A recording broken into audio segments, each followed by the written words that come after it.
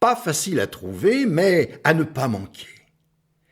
À partir du portail de sortie, le ventail glissant à votre droite, les deux jambes bien droites, avancées de 2 pas, enfin, de 2 grands pas. À gauche, vers moins de quart, pivotez d'un bon quart, bien. Sous votre pied droit, en son centre, à l'endroit d'une petite gêne, vous ressentez à peine une pierre minuscule grosse comme un bidule.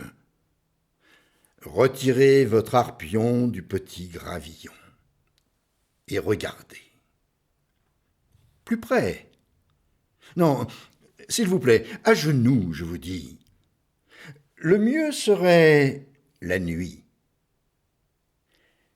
Les 2 genoux à terre, pointant votre derrière vers la lune, rond et haut, les yeux fixes, ronds et gros, et scrutant ce caillou. À se mettre à genoux. Faites-vous assister par pure sécurité d'un vigile, ou de 2. Vous êtes courbés en 2, pas du tout ridicule, au passage des véhicules, cela peut, à mes yeux, s'avérer dangereux. Au vigile, la police.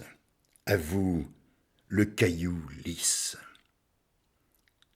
Il reflète une étoile, puis 2, puis un voile étiré, la Voie lactée.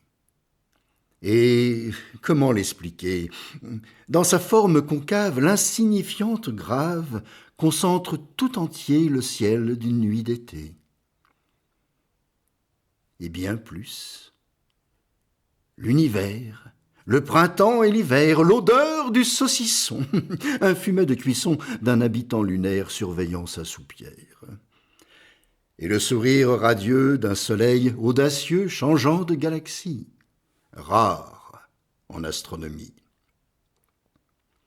Et les fesses aux étoiles, évitez d'être à poil, écoutez ébahis, le vin rosé d'ici vous chantez la Provence, alors qu'elle balance ce vin et bon apôtre d'une saison vers l'autre. Quel bien joli caillou! Ah, j'oubliais.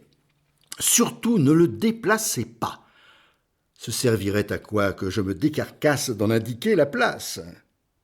C'est à ne pas manquer. Il se peut, remarquez, que la pierre ait bougé de 10 ou 20 degrés poussée par le Mistral un jour de mauvais poil, et que vous n'y voyiez qu'un monsieur cabossé, qu'une dame en rotin, ou bien plus rien.